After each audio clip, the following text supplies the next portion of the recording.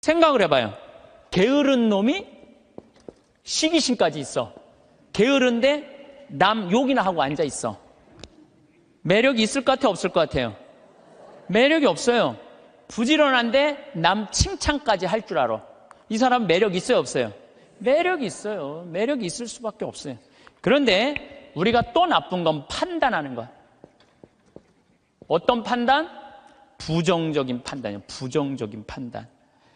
예수님은 마태복음 7장 1절에 이런 말씀을 하세요. 남을 심판하지 마라.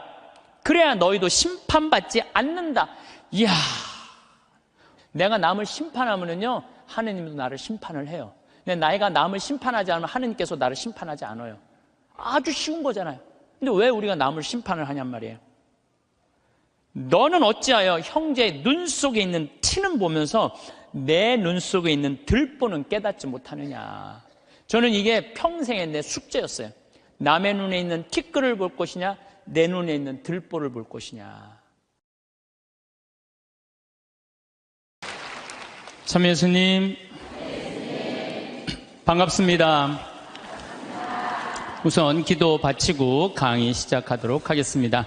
성부와 성자와 성령의 이름으로. 하느님 아버지, 작은 죄들이 모여서 큰 죄가 되듯이 우리 일상의 게으름이, 하느님께서 우리 인생이라는 달란트를 주셨는데 당신의 사랑스러운 아들, 딸들은 5달란트를 불려서 하느님께 드리기도 하고, 또 어떤 아들, 딸들은 2달란트를 불려서 당신에게 드리기도 하지만 1달란트를 그대로 땅에 묻어두고 자기의 재능을 개발하지도 않고 쓰지도 않고 묻어둔 게으른 종에게는 당신께서 엄히 꾸짖었듯이 저희들이 이 인생, 한 번밖에 없는 소중한 인생, 선물 받은 이 인생 하루하루를 알토란같이 금쪽같이 쓸 수 있는 지혜를 이 시간 함께하여 주소서.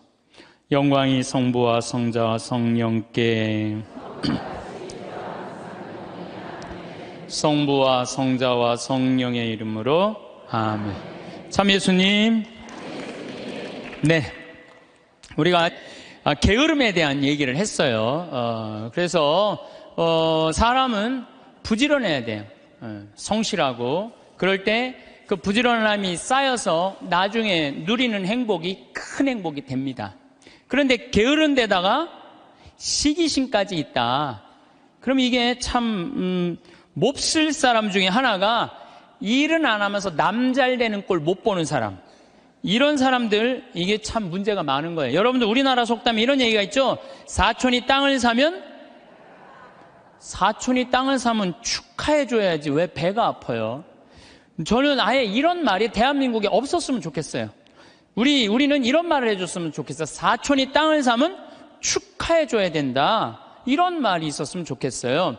요즘 중국 사람들이 맨하탄을 다 사요. 맨하탄을. 얼마 전에도 7억 달러짜리 맨하탄 상징 건물 하나 샀다고 그러더라고요. 근데 맨하탄에 건물을 사는데 그렇게 대기업가도 사지만 뉴욕에 사는 중국 사람들 40명이 모여갖고요. 40명이 돈을 모아요.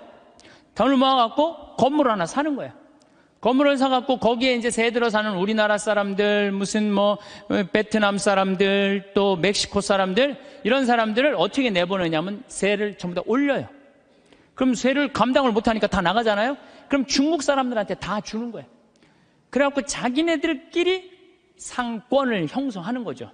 그래서 그걸 우리가 화교 그런 지역을 그러잖아요. 차이나타운이라고 그러잖아요. 차이나타운. 중국이요, 여러분들 해외에 나가 있는 중국 사람들이 3,500만 명이 나가 있대요. 그런데 이 사람들의 자본이 얼마냐면 2조 달러래. 2조 달러. 우리나라가 1년에 수출입 다 합쳐갖고 1조 달러예요. 자본이 2조 달러를 어떻게 하느냐면 자기 본토에다가 다 투자하는 거야. 그러니까 나가 있는 중국 사람들이 본토에 투자하고 또 나가서 자기네들끼리 또 상권을 형성해갖고 돈을 모아갖고 건물을 사고, 자기네들끼리 뭉쳐서 사는 거예요. 말레이시아의, 인도네시아의 재정은 70%, 말레이시아도 마찬가지고 중국 사람들이 모든 상권을 다 줘요. 그런데 우리나라는 사촌이 땅을 사면 배가 아프다는 이 잘못된, 이런 나쁜 이 우리들의 속담이라고 그럴 수도 없고, 정말 이런 말은 없어야 돼요. 사촌이 땅을 사면 어떻게 해줘야 돼? 축하해줘야죠. 근데 우리는 남 잘 되는 꼴을 못 봐. 누가 좀 조금만 뜨면은 그 사람 그냥 깎아내리기가 바빠. 이래서는요, 이 세계 속에서요, 살아갈 수가 없어요. 개인으로도 불행하지만 국가적으로도 불행하다는 거예요. 중국 사람들보다 더 무서운 사람이 누구냐면 유대인이에요, 유대인. 유대인들은요, 얼마나 무시무시하냐면은, 폴란드에서 사는 유대인, 러시아에서 사는 유대인들이, 여기서는 도저히 못 살겠다, 미국으로 가야 되겠다. 미국에 딱 가면, 공항에 딱 내리면은요, 이민자 협회 회가 있어요. 그래갖고 그 사람을 아파트를 빌려주고 또 취직까지 다 시켜줘요. 그 사람이 일었을 때까지 잘해줘요. 근데 우리나라는 공항에 딱 어리삐리하고 도착하면은 이거 그냥 갖고 싸들어온 돈 다 등쳐먹기 바빠. 이게 너무 큰 차이가 나는 거예요. 그러니까 지금 미국의 주요 백화점은 누가 다 쥐고 있냐면 유대인이 다 쥐고 있어요.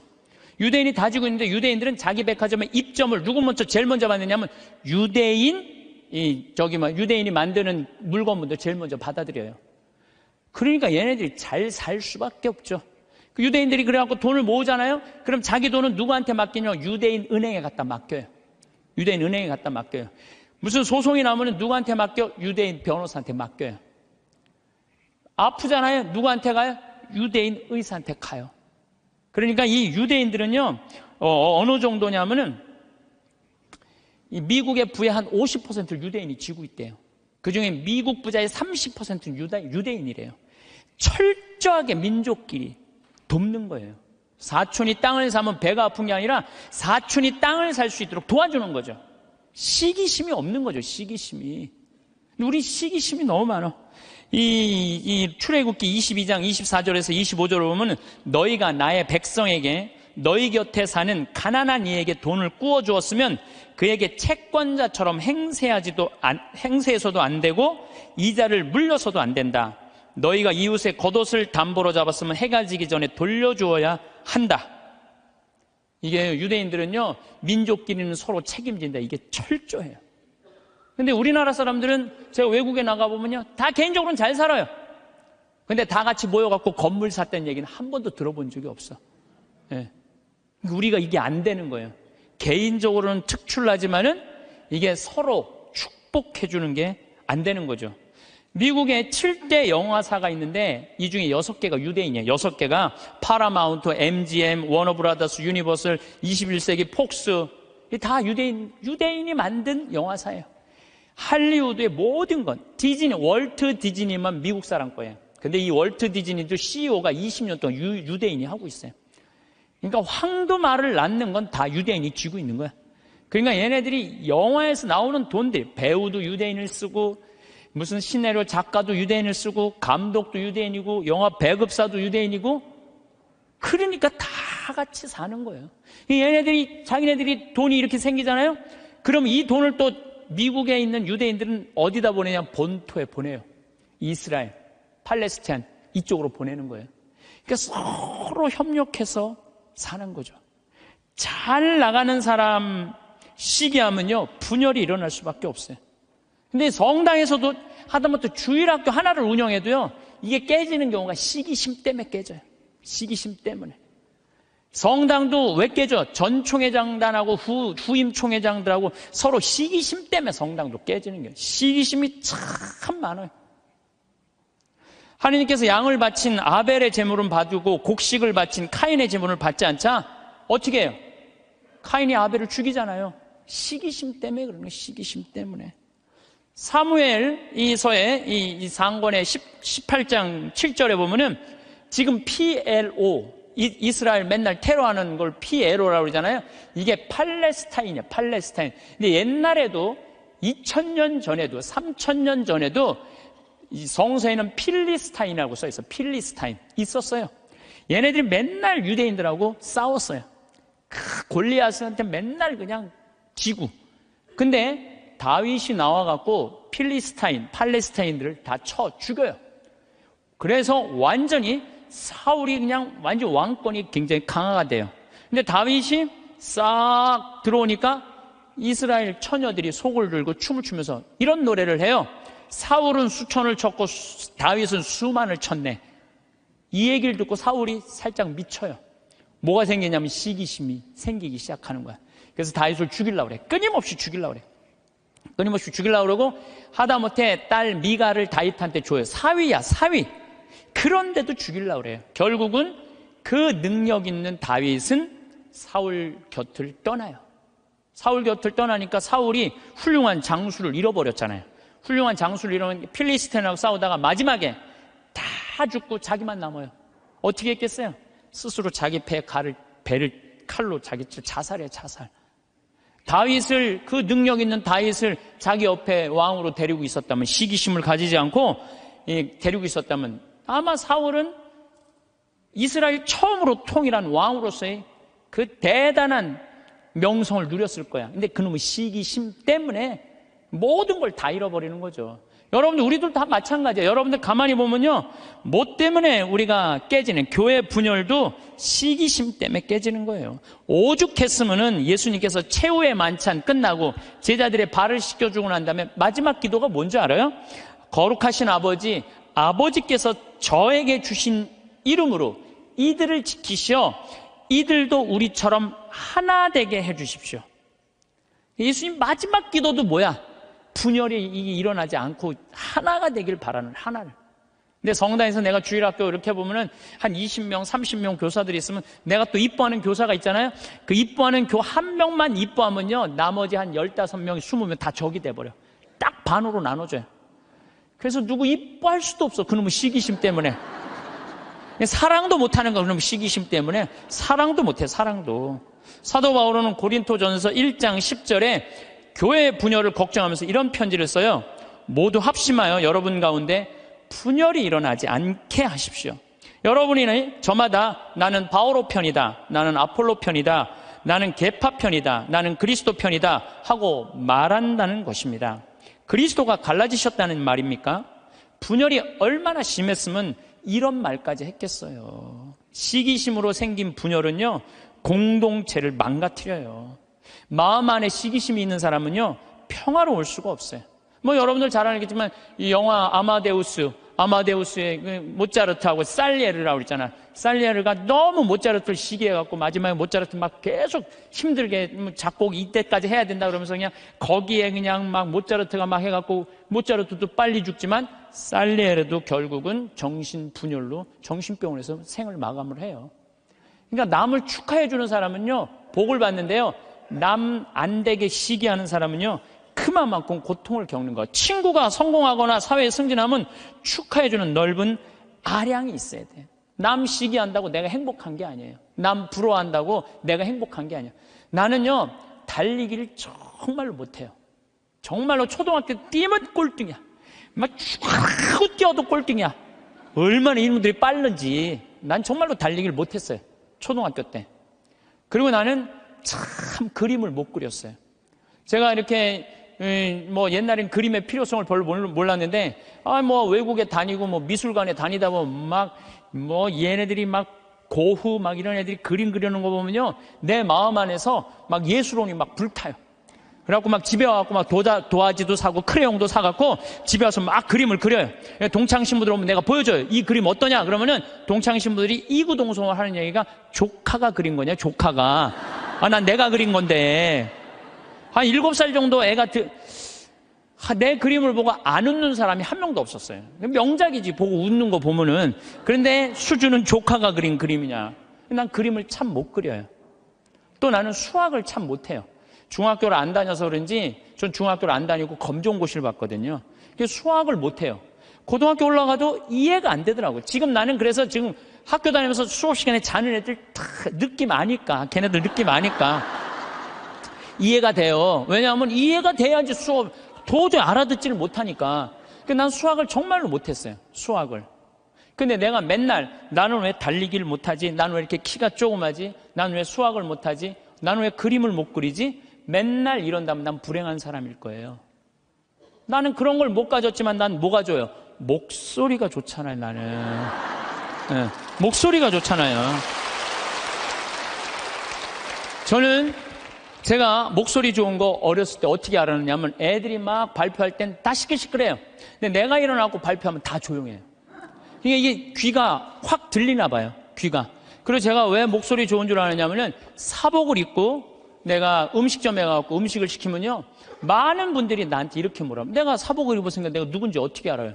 근데 내가 음식을 딱 시키면요, 저한테 딱 하는 말이 있어요. 혹시 성우시냐고.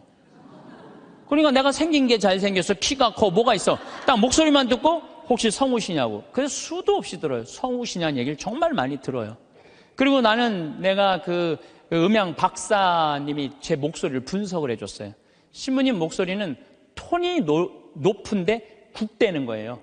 톤이 높고 굵으면요, 똑같은 단어를 얘기해도 내 말은 귀에 꽂힌다는 거예요. 내 말을.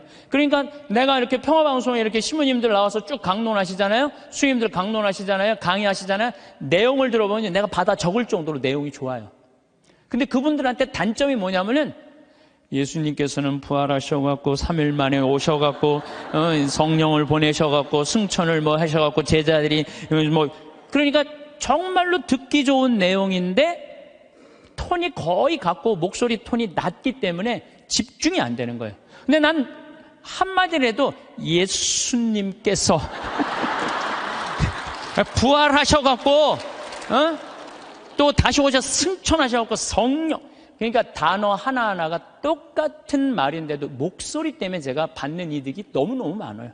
그러니까 저는 중학교, 고등학교 때도 미사 해설하고 독서하고 뭐 신학교 때도 무슨 뭐 세미나 발표하고 이럴 때 제가 목소리 좋은 걸 저 자신도 알아요. 그래갖고 내가 서품 받을 때 난 다른 거 달리기 잘해달라고 나 기도한 적 없어요. 서품 받을 때 띠 잘 뛰게 해달라고 그런 적도 없어요. 나는 누워서 이 재단에 엎드려갖고 주님한테 딱 두 가지 부탁했어요. 강론 잘하게 해달라고, 또 하나는 글 잘 쓰게 해달라고. 이 신부가, 나는 신부 중에 키 큰 신부 별로 소용없다고 생각해요. 아니, 복음 선포하는데 키가 무슨 상관이야. 네. 그리고 난 생긴 것도 그렇게 중요하다고 생각하지 않아요. 제가 그 보좌 신부 때 굉장히 15,000명, 16,000명 본당에 보좌 신부를 했었어요. 그러면은 저 뒤에 있는 분들은 내 얼굴이 안 보여요. 그러니까 미사참여 뒤에 하시는 분들은 끝까지 내 얼굴 몰라, 1년 내내. 근데 그분들이요, 10년 후, 20년 후 와갖고 내 목소리 딱 들으면요, 목소리가 생각이 난다는 거예요. 목소리만 좋으면 됐지, 뭐 키 커서 뭐해. 그렇지 않아요? 그러니까 과연 내가 받은 게 뭘까? 내가 받은 게 뭘까? 여기 계신 분들 하느님께서 하나씩 다 주셨어요. 다 주셨어요. 신부님 전 받은 게 정말 아무것도 없는 것 같은데요, 밥 잘하는 것도 재능이에요. 밥 잘하는 것도. 나는 우리 이 주방장님, 우리 생태마을의 주방장님 있는데 정말로 음식을 맛있게 해요. 그러니까 그냥 최고의 주방장이 되는 거잖아요. 얼마나. 청소 잘하는 것도 나는 재능이라고 생각해요. 정리정돈 잘하는 사람. 우리 조카가 얼마 전에 여자 조카랑 밥을 먹는데 자기가 대학 다닐 때 고등학교 졸업하자마자 빌딩 청소한 사람이 있어요. 1,000억을 넘게 벌었대요. 자기는 항상 정리하는 걸 너무너무 좋아했대요. 빌딩을 정리하고 나면 기분이 너무너무 좋다는 거예요. 그래갖고 그렇게 해서 자기가 1,000억이 넘는. 그러니까 우리가요, 여러분들 자녀들 가운데 너무 비교하면 안 돼요. 우리 애가 너는 왜 수학경시대 1등을 못 해왔냐? 너는 왜 사법고시 합격을 못 해왔냐? 왜 달리기 잘하는 애가 왜 수학경시대 1등을 해야 돼? 달리기만 잘하면 되지. 그렇지 않아요? 여러분, 유현진 선수한테 지금 사법고시 합격해오라고 그러면 유현진 선수 사법고시 합격해올 수 있어요? 유현진 선수 뭘 잘해? 공 잘 던지나요? 하나만 잘하면 돼요. 또 지금 사법고시 합격한 애한테 너 메이저리그 갖고 공 던지라, 메이저리그 입구에도 못 가요. 사람이요 다. 그러니까 제가 생각하기는 지 멋이 없어서 그래. 지 멋대로 살 줄 알아야 돼. 자기 생긴 대로 살 줄 알아야지. 그리고 거기다가 남을 축복해 줄 수 있는 마음을 가지고 있는 사람들은요, 진짜 행복한 사람이에요. 진짜 행복한 사람. 그래서 저는 제가 뭐 키도 안 크고 힘도 안 세고 몸도 조그맣고 뭐 이래도요, 나는 내가 받은 게 뭔지 너무너무 잘 알아요. 난 내가 받은 게 목소리라는 생각, 정말 하나님한테 감사해. 난 어머니한테 정말 감사해. 어머니 나 이렇게 조그맣게 낳아줘서 목소리 좋게 낳아주셔서 너무너무 감사하다고. 이 목소리 하나만 가지고도 뭐 기업체 강의 다니죠, 뭐 무슨 정부기관 강의 다니죠, 뭐 별군데 다 강의 다니. 하다 아침마당에까지 와서 강의해 다니. 아침마당에까지 생각을 해봐요. 이 목소리라는 게 내가 받은 하느님의 최고의 은혜라는 거죠.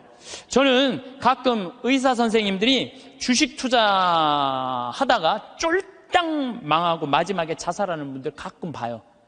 의사가 되는 게 쉬운 일이에요. 정말로 어려운 일이에요. 그 공부하려면 얼마나 힘들어요. 그러면은 그렇게 7년, 6년 동안 뼈가 빠지게 의사 공부했으면 의사만 하면 되지. 주식 투자는 왜? 그렇지 않아요? 그러니까 자기가 잘할 수 있는 걸 계속 하는 게 제일 중요한 거예요. 그런데 이상한 데다가 방향을 돌리면은요, 망하는 거예요. 뭐 아까 잠깐 강의 들어오기 전에 보니까 어떤 영화 배우가 25년 동안 버는 거 쫄딱 망했대. 영화 배우는 연기만 잘하면 돼요. 다른 거 이상한 거 하다가 되게 망하는 게 자기가 잘할 수 있는 걸 안 해서 그래.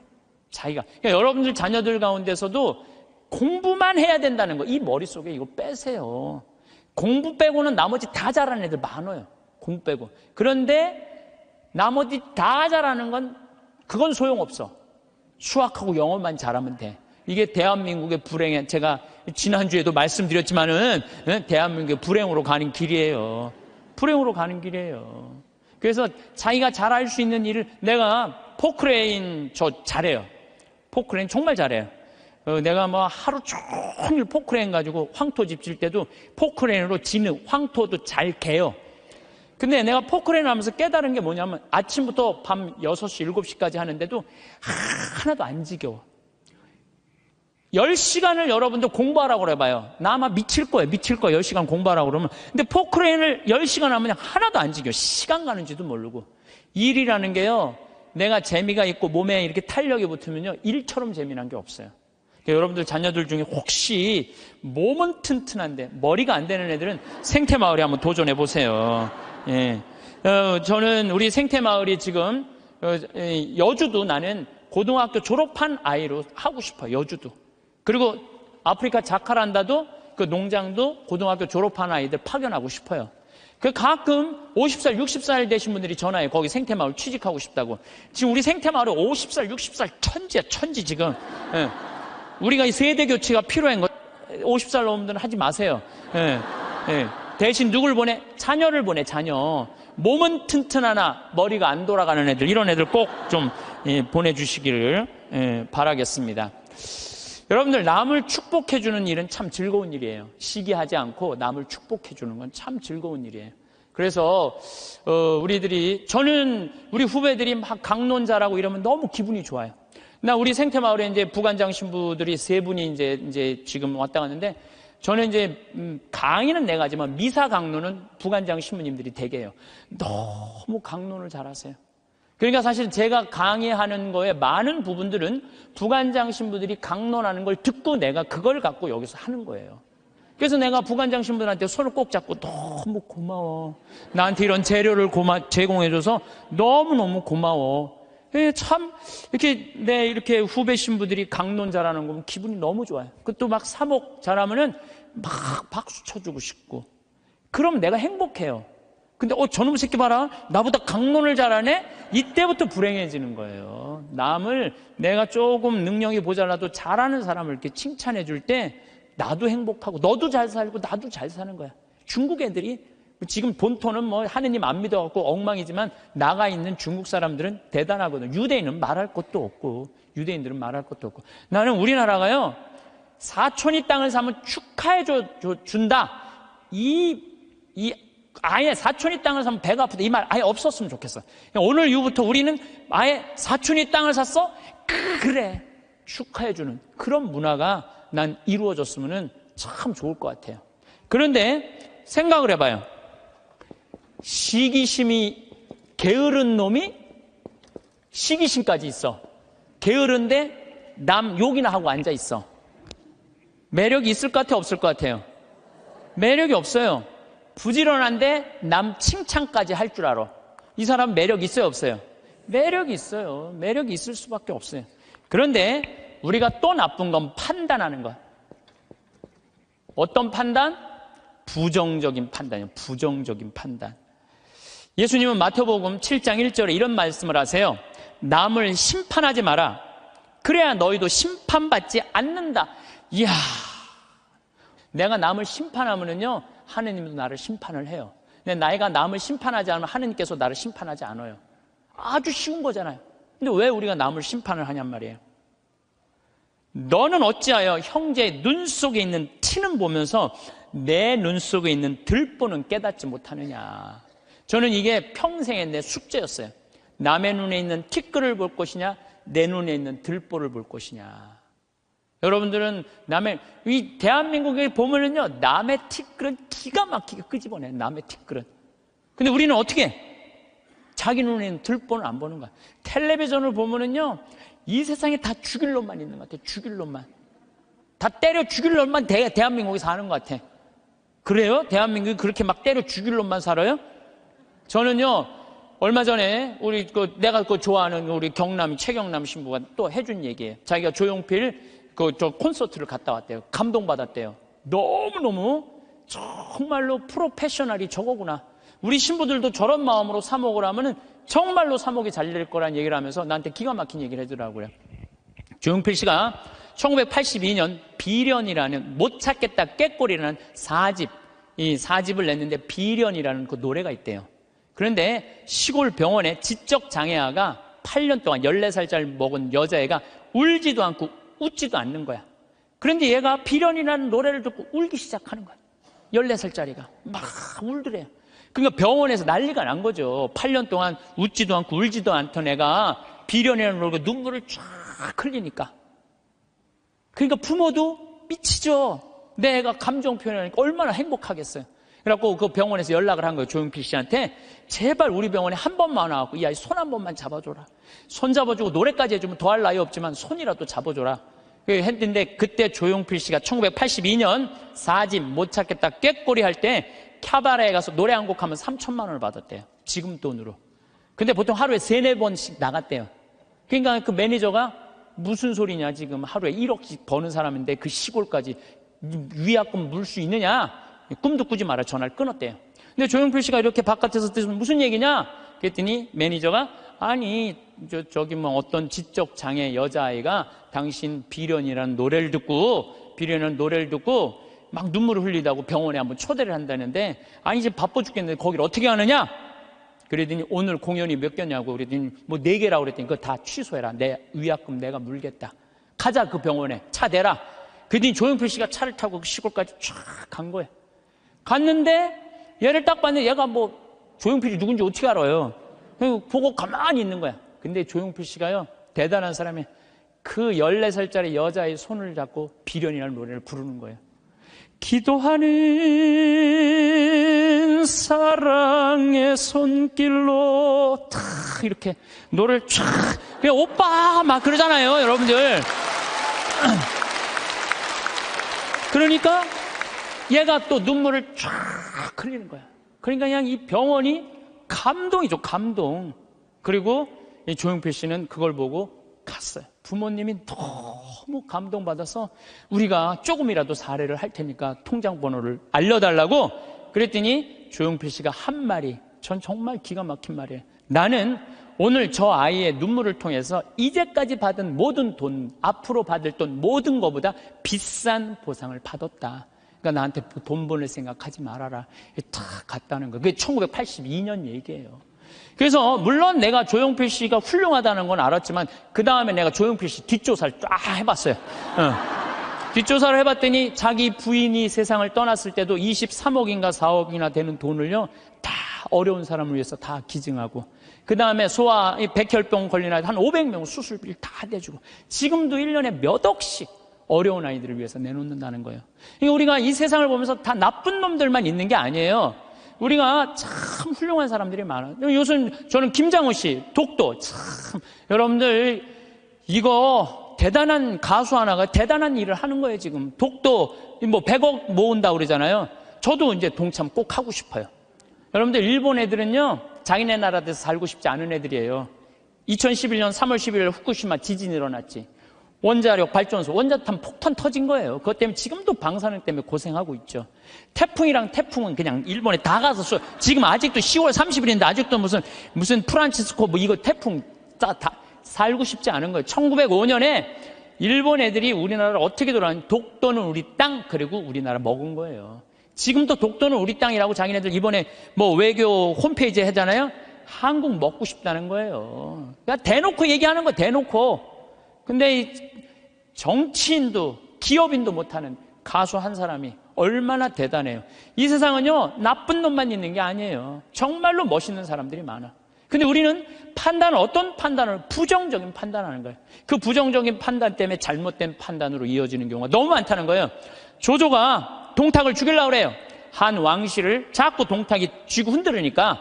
그러니까 조조가 죽이려고 그러다가 들켜요, 동탁한테. 왜냐하면 동탁이 무술이 너무 뛰어나거든요. 도망을 가기 시작해요. 진궁이랑 장수랑 막 도망을 가는데 동탁이 전국에다 방을 붙인 거예요. 조조 잡아오면 엄청난 벼슬과 상을 내리겠다고. 그러니까 조조는 마음 편안하게 쉬지를 못한 거죠. 산속으로 굶으려가면서 그냥 여기저기 피신을 하다가 조승 아버지 친구 여백사라는 집에 이제 숨어들기 시작해요. 근데 여백사가 이 조조를 너무 반갑게 맞아주는 거예요. 야, 너 그동안 고생했으니까 우리 집 와서 편안하게 쉬라고. 내가 방 따뜻하게 해줄 테니까 편안하게 쉬라고. 근데 우리 집에 음식을 준비할 테니까, 근데 문제는 우리 집에 술이 없다. 내가 고을에 가고 술을 받아올 테니 너는 쉬고 있어라. 그리고 이제 여백사는 이제 고을로 술 받으러 나간 거예요. 근데 이 의심 많은 조조는 혹시 고을에 가서 나 고발하러 간 거 아닌가 의심하기 시작해요. 의심을 막 하는데, 그러니까 이제 집을 염탐을 하는 거야. 근데 부엌 문이 이렇게 닫혀져 있는데 부엌에서 칼 가는 소리가 들리는 거야. 칼 가는 소리가. 근데 집안 식구들이 이런 말을 하는 거예요. 큰 놈부터 잡을까, 작은 놈부터 잡을까. 아니, 조조는 조그매고 진궁은 컸거든요. 이것들 봐라. 여백사는 나를 고발하러 가고 저것들은 나를 죽이려고 그러네. 그래갖고 문을 박차고 들어가고 여백사의 식구, 부인, 자식 9명을 다 죽여요. 칼로. 다 죽이고 혹시 어디 숨어 있는 거 없나 하고 뒷곁문을 딱 열었는데 뒷곁에 돼지가 큰 거하고 작은 거 2마리가 묶여져 있는 거야. 그러니까 이 식구들은 큰 돼지를 먼저 잡을까, 작은 돼지를 먼저 잡을까 이렇게 말한 건데 조조는 어떻게 들은 거예요? 큰 놈을 먼저 잡을까, 자기를 잡는 줄 알고 죽인 거죠. 자기의 잘못된 판단 때문에 그렇다는 거예요. 여러분들, 우리가 정말 판단이 다 옳아요? 여러분들? 그래갖고 조조가 막 도망을 가요. 도망을 가는데 술을 받아서 기분 좋게 오는 조승을 길에서 여백사를 만나요. 그 자리에서 죽여요, 조조가. 왜? 한 번 잘못한 걸 덮기 위해서는 더 큰 거짓말을 하고 더 큰 잘못을 저지르는 거예요. 그래서 여기 계신 여러분들은 정말로 내 눈에 있는 뭘 봐야 돼? 들보를 볼 생각을 해요. 남의 눈에 있는 티끌 꺼낼 생각하지 말고. 나는 이 성서, 예수님 말씀마다 정말 묵상하면 정말 깜짝깜짝 놀랄 말씀 정말 많아요. 이게 소크라테스가 너 자신을 알라 그 얘기하고 똑같잖아요. 그렇죠? 그 다음에 공자의 제자 증자가 성인 1일 3성, 1일 성인지도 1일 3성, 오신 자기 일을 3번 반성하라고 그러잖아요. 그러니까 우리가요, 신앙인들은요, 남 잘못 캐내는 사람이 아니에요. 신앙인들은 누구 잘못 캐내는 사람이야? 내 잘못 캐내는 사람이야. 내 잘못을 캐내갖고 나를 똑바로 세우는 게 신앙이냐. 근데 자기 자신이 어떤지도 모르고 남만 특히 성당 다니면, 활동하면은 자기 모습은 안 보이고 누구만 보여? 남만 보이잖아. 누구는 어쩌고 레디오 단장은 어떻고 꾸리아 단장은 어떻고 저건 어떻고 막 남욕만 디립다 하잖아요. 근데 남욕할 시간 있으면 누구 들여다봐? 자기 들여다. 부처님 제자 넷이서 장인들끼리 토론했어. 야, 인생 살아가면서 제일 괴로운 게 뭐냐? 그랬더니 한 제자가 사랑이다, 사랑. 얼마나 사랑 때문에 우리가 고통을 많이 겪어요. 우리가 이 세상을 살면서 남녀 문제 수도 없는 갈등의 원인이잖아요. 그랬더니 옆에 있던 제자가 아니다, 사랑보다 더 고는 건 배고픔이다. 그렇죠, 배고픔의 고통. 이거 정말 힘든 거죠. 오죽하면은 대학 교수가 그 돈 몇 푼 받아보겠다고 교수 자리까지 올라가기가 얼마나 힘들어. 그런데 부정 입학, 그 몇백만 원 받아갖고 부정 입학하고 교수 자리 쩔러나가고, 이게 배고픔의 고통 때문에 배고픔. 그냥 먹어도 배고픈 게 이게 인간의 욕심이에요. 인간의 욕심. 그랬더니 또 한 제자가 아니다, 그것보다 더 무서운 거 분노다, 분노. 화가, 자기 화를 조절하지 못하는 거. 이건 저도 동의해요. 사실 저도 인생 살다 보면은 내가 싸운 게 한순간 무너지는 게 뭐냐면 분노 때문에 그래요. 분노. 그랬더니 또 한 제자가 아니다. 그거보다도 더 슬픈 건 죽음에 대한 공포다.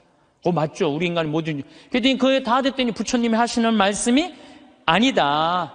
그것보다 더 슬프고 고통스러운 거는 자기 자신이 누구인지 모른 채 살다가 죽는 거다. 내가 어디서 와갖고 어디로 가는지, 내가 뭘 하는지, 내가 어떻게 살면서 행복한지 아무것도 모르고 그냥 쫓는 게 뭔지도 모르고 그러고 살다가 죽는 게, 저는 부처님 말씀에 저도 동의해요. 예수님, 남의 눈에 있는 티끌 볼 생각하지 말고 자기 눈에 있는 들뽑을 생각을 해라고. 그래서 여러분들 항상 우리가 판단을 할 때 부정적인 판단을 할 거냐 긍정적인 판단을 할 거냐, 이게 아주 중요해요. 근데 요즘 텔레비전을 보면은 여러분들 우리나라 텔레비전 뉴스 보면 한심해 안 한심해요? 한심하죠?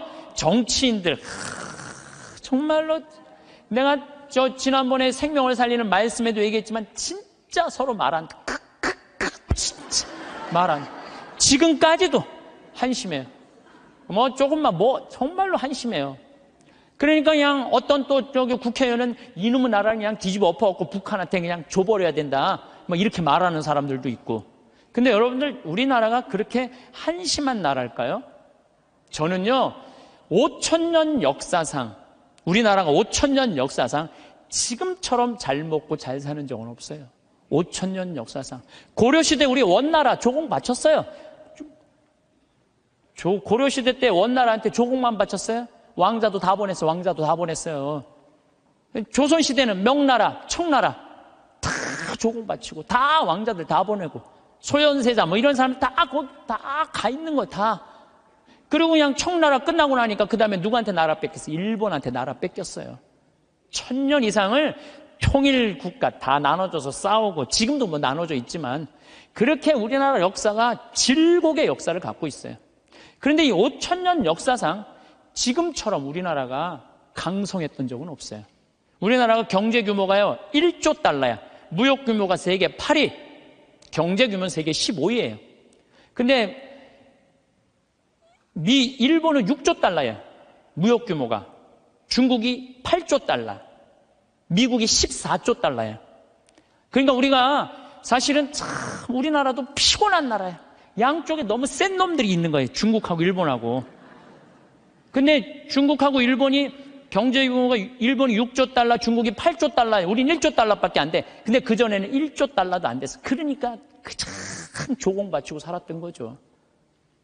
그런데도 또 전 세계에서 일본 놈하고 중국 놈 무시하는 것도 대한민국 사람밖에 없어요, 또.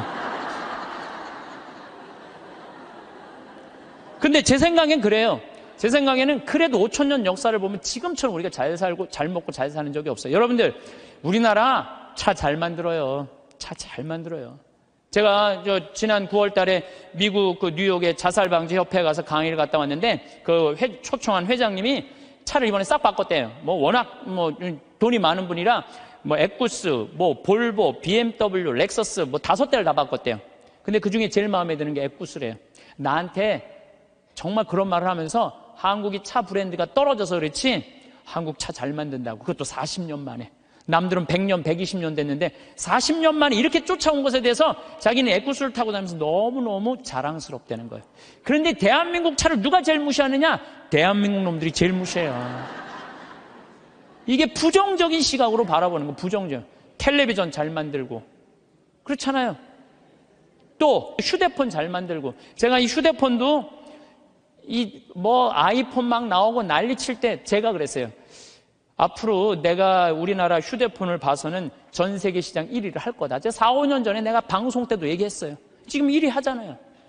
정말로 잘 만들어요. 에어컨 잘 만들고, 냉장고 잘 만들고. 그러면은 좀 긍정적으로 봐야 될 거 아니야. 긍정적으로. 근데 온 세상에 떠도는 얘기는 곧 망할 것 같은 얘기를 아니, 오죽하면 요즘 달러 떨어져갖고 지금 주식을 40일인가 50일째 우리나라 주식만 산대잖아요. 우리나라만 우리를 무시하는 거예요. 이러면 안 된다는 거예요, 여러분들. 제가 개인적인 판단도 문제가 있지만은 국가 전체의 분위기도 부정적인 생각. 누가 잘 되길 바라? 나라가 잘 되길. 그러니까 여러분들은 우리나라가 긍정적인 마음으로 정말 나라가 융성할 수 있는 그런 마음으로 나라가 잘 되길 바라야 되는데, 우리는 입만 열면 조금 있으면 망해야 된다고, 조금 있으면 망해야 된다고 이렇게 말하면은요, 그래서 그게 개인적으로나 국가적이나 사회적이나 부정적인 눈으로 세상을 보면 안 돼요. 우리 생태마을에 주창덕 씨라고 북에서 넘어온 탈북자가 한 명이 일을 하고 있어요. 근데 이분이 진짜 그 함경북도에서 살다가 지금 55인가 이쯤 나이가 됐는데, 북의 얘기를 들어주면요, 우리 직원들은요 다 뒤로 넘어가는 일이 너무너무 많아요. 이 사람들은요 쌀 구경한 적 없대요. 밀가루도 구경한 적 없대요. 제가 제일 놀라운 건 뭐냐면은, 북한 사람들 밀가루 먹고 사는 줄 알았더니 밀가루는 1년에 2번 나온대요. 2번. 그리고 강냉이 죽만 먹고 산대요. 그럼 밀가루를 가지고 수제비를 만들어 먹으면 그게 얼마나 고소한지 모른대요. 그럼 뭐 농약을 쳐야지 뭐 맛이 이상할 거 아니야. 농약 칠 돈이 있어야지 농약을 칠 거 아니에요.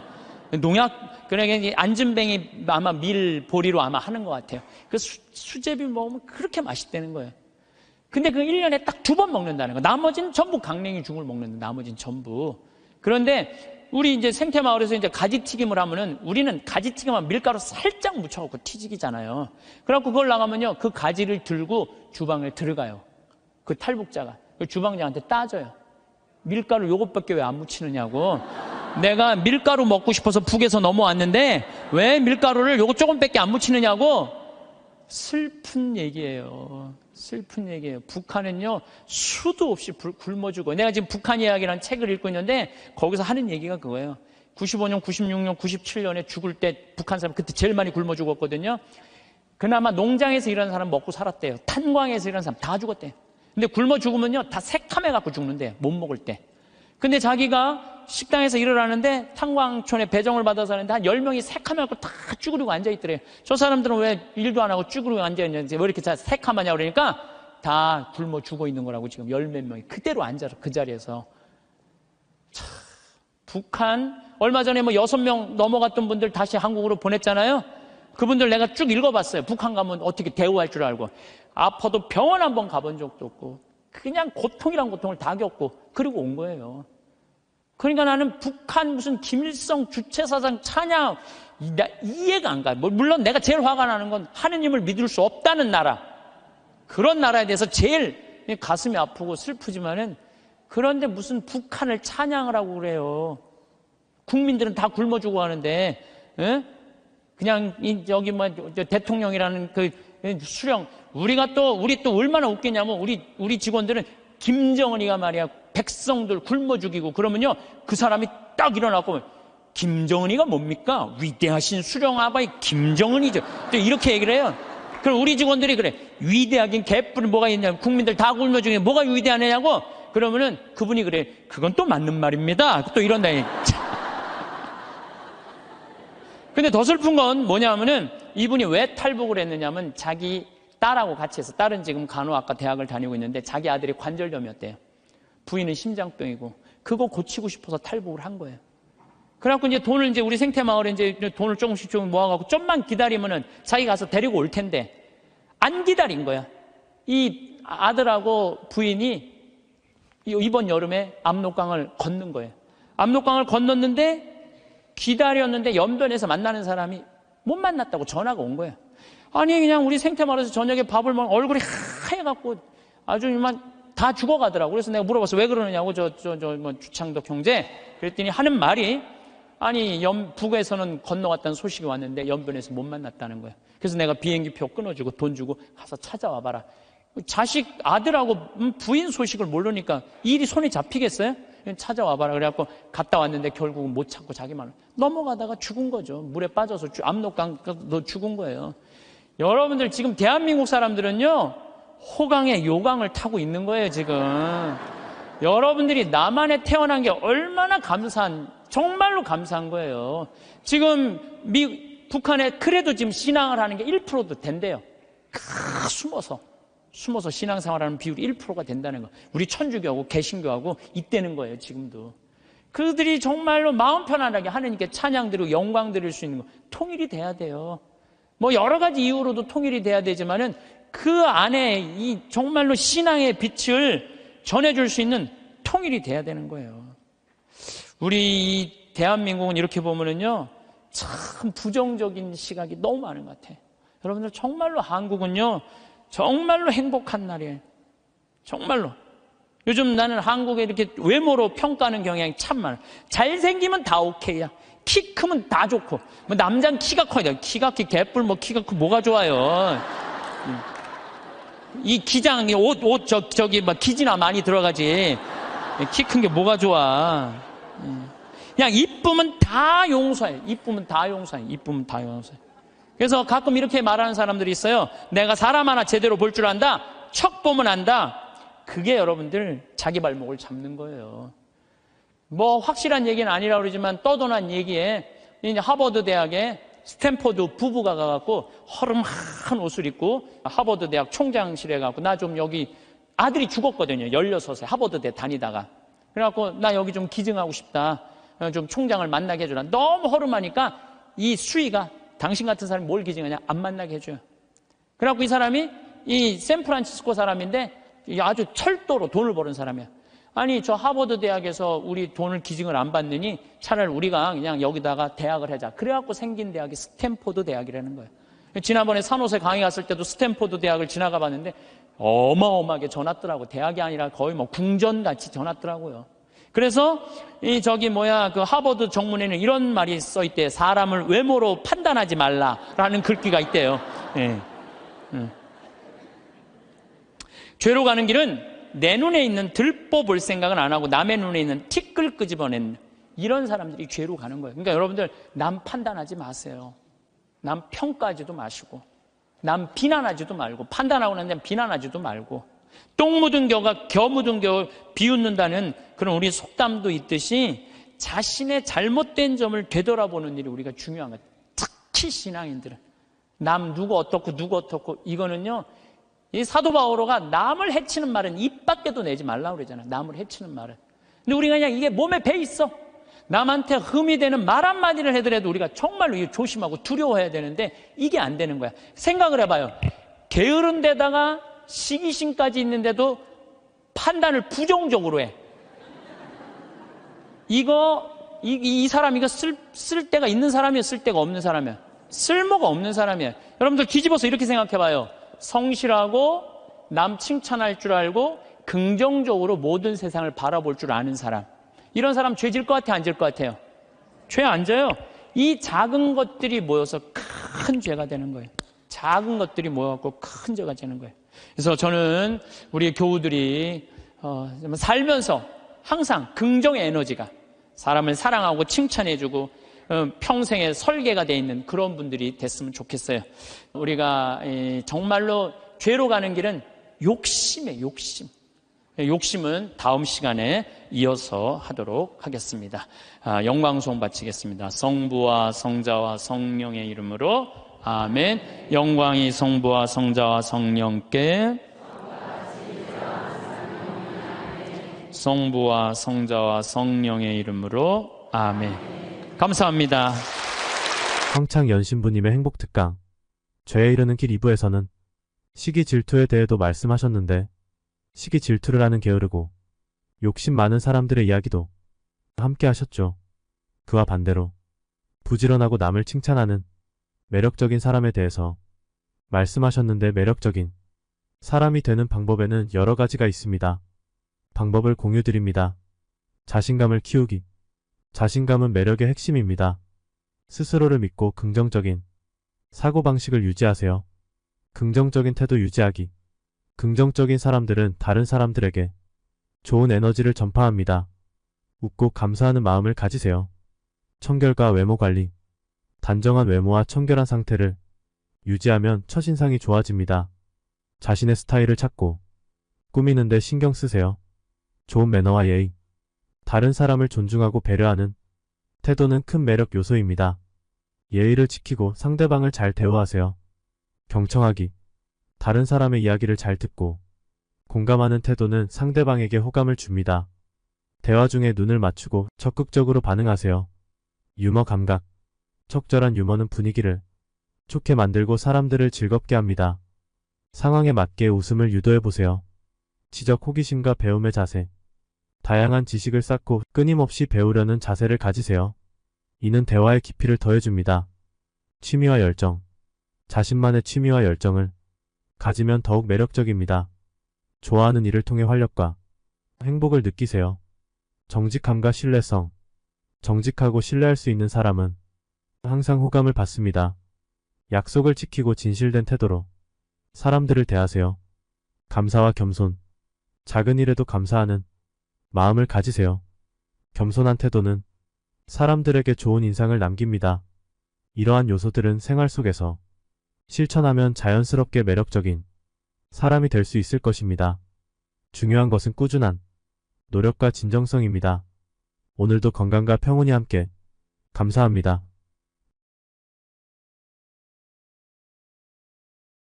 이렇게 살았어요. 죽을 둥 살 둥 사는 거죠. 나 죽으면 무슨 소용이 있어? 나 죽으면 여러분들 어떻게 할 것 같아? 아유, 그 아까운 신부 죽었네? 그리고 끝이야.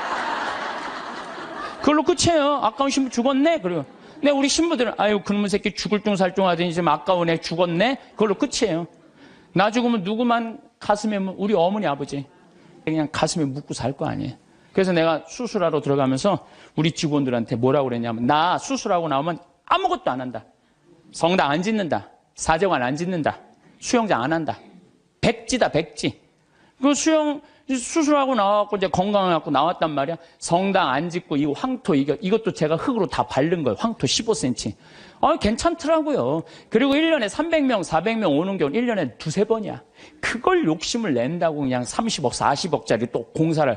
내가 얼마나 어리석었는지 몰라. 지금 사정관도 황토, 통나무집 강에 얼마나 좋은지 몰라요. 수영장도 그냥 요 강에 가서 하면 되는 걸, 강에 가서 하면 되는 걸 그냥 굳이 왜 여기다 또 수영장을 만들어갖고 또 가만히 보니까 다 내 욕심이야, 욕심. 그냥 아무것도 안 하니까요. 너무 좋은 거예요. 너무 좋은 거예요. 편안하고. 그렇다고 뭐 생태마을 망하는 것도 아니고 다 내 인생이 괴로운 건요. 남 때문이 아니에요. 다 내 욕심 때문에. 다 내 욕심 때문에. 우리가 죄에 이르는 길이라는 주제로 지금 강의를 하고 있습니다. 우리가 죄에 이르는 길은 뭐냐면 게을를 때 죄를 많이 져요. 일이 없는 사람이 꼭 남 탓하고 핑계대고 그리고 아무 일도 안 하면요 생각이요 멍청해지고 생각이 이상한 쪽으로 많이 흐르는 경우가 참 많아요.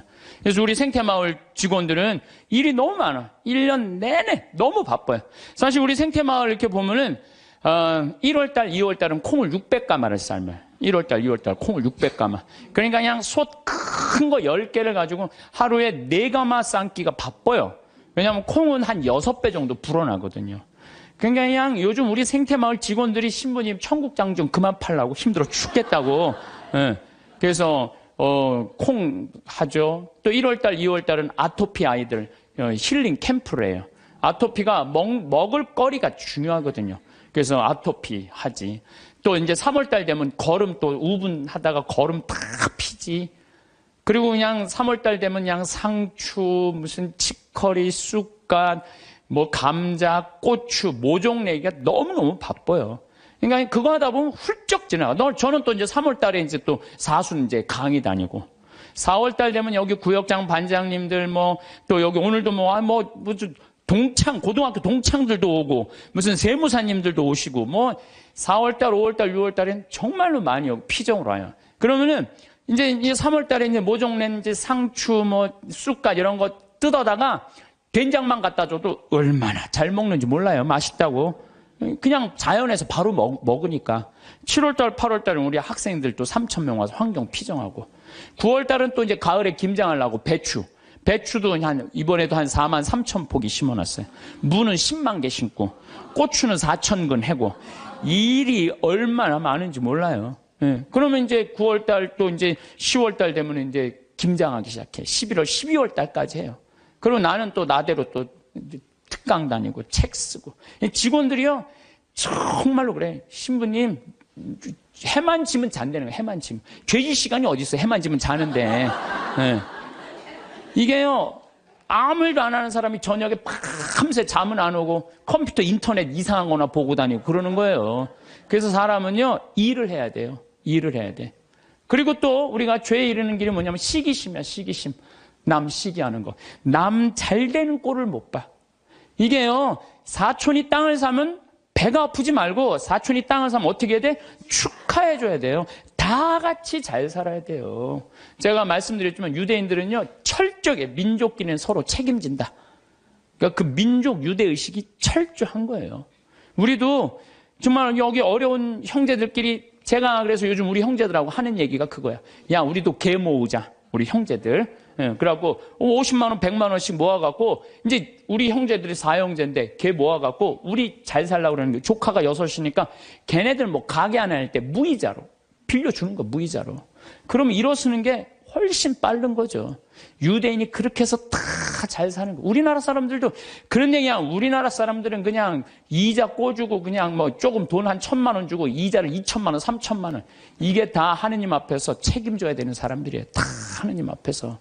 그래서 저 출애굽기 18장에 보면 이웃한테 돈 꿔주고 이자 받지 말라는 거예요. 그 사람이 살게 해주는 게 크게 세상 사는 맛이지. 그 돈 꿔주고 그냥 막 돈 못 갚으면 신체 포기각서 막 쓰라고 그러고. 이건 정말로 죄가 꽉 차 있는 거죠. 근데 거기다가 판단까지 부정적으로 해. 그냥 자기 눈에 있는 들보 꺼낼 생각은 남의 눈엔 티끌만 찾아내려고. 여러분들 신앙생활하는 이유가 뭐예요? 나의 잘못을 자꾸 수정하는 거죠. 자꾸. 그래서 막 건강한, 예수님, 하느님 완전한 것처럼 너희도 완전하라고. 내가 그렇게 완전을 향해서 노력하는 것이 좋은 거죠. 그런데, 게으른 데다가 남 잘된 꼴을 못 보고 판단은 부정적으로 하는 게 욕심까지 있어. 이러면은요, 이거 정말 완전 죄로 가는 것 같아. 그래서 우리가 탐욕, 욕심, 이게 우리가 죄로 빠뜨리는 거예요. 돈 때문에 회사나 국가 기밀 중국에 팔아먹는 사람들이 있어요. 정말 정신 나간 사람들이죠. 지금 중국이 어떤 나라인데 거기다가 지금 중국이요 경제 규모가 8조예요. 우리는 1조인데. 그러니까 거기다가 그걸 팔아먹으면 어떻게 거기 걸 빼와야지. 근데 그냥 뭐 사장 자리 준다, 부사장 자리 준다, 이런 거에 혹해갖고 그냥 우리나라, 그냥 얼마 전에도 세계 특수강 업체 직원들이 억대 연봉 준다고 그냥 그걸 다 팔아는. 나라 국부가 유출되는 거예요. 다 뭐 때문에? 탐욕 때문에, 탐욕 때문에. 탐욕 많은 부자들이요, 사람들 무시해요. 돈 많은 부자들이요, 사람 무시해. 왜 무시하는 줄 알아요? 사람 가까이 하면 도와달라고 그럴까봐. 그게 귀찮으니까 사람도 안 만나는 부자들 많아요.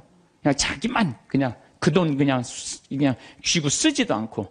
그래서 제가 늘 말씀드리지만 돈은요, 쓴 것만 내 돈이에요. 만약에 100억 있어. 근데 이 사람이 하나도 안 쓰고 죽었어. 그럼 그 사람 거지예요, 거지. 그렇지 않아요? 100억을 그대로 아까워갖고 한 푼도 안 쓰고 죽었어. 그게 무슨 100억 재산가예요. 근데 내가 한 5억, 10억 있어. 근데 그거 어려운 사람도 도와주고 맛있는 것도 먹고 나라 경제 돌아가라고 소비도 좀 하고. 이거는요, 그 사람은 정말 알찬 부자예요. 근데 한 푼도 안 누고 그냥 싸두는 재미로만 갖고 있는다. 그 사람들은 탐욕 속에 사는 사람들, 나누지 않는 사람들. 우리가 죄 짓는 이유가 뭐냐면 다 욕심 때문에. 사랑받고 싶은 욕심, 돈 더 벌고 싶은 욕심, 출세하고 싶은 욕심, 자식 좋은 대학 보내고 싶은 욕심 때문에 우리가 괴로운 거예요. 내 인생에 내가 언제 제일 괴로웠나? 나도 보니까 내가 욕심 필 때 제일 괴로웠더라고. 나도.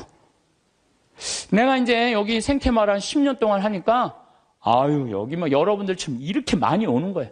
근데 많이 오는데 보통 우리가 여기 수용할 수 있는 인원이 200명. 근데 막 300명, 400명씩 막 온다고 그러는 거예요. 그러니까 3년 전, 4년 전에 이제 여기 거의 진짜 한 100억을 들여서 정말 꾸며놨어요. 근데 한 300명, 400명이 오니까 200명이 딱 맞는다는데 욕심이 생기는 내가. 이거 강당이 너무 조그만데 이거 좀 크게 해야지. 그래갖고 황토 성당 지으려고 계획을 했었어요. 설계까지 다 했어요.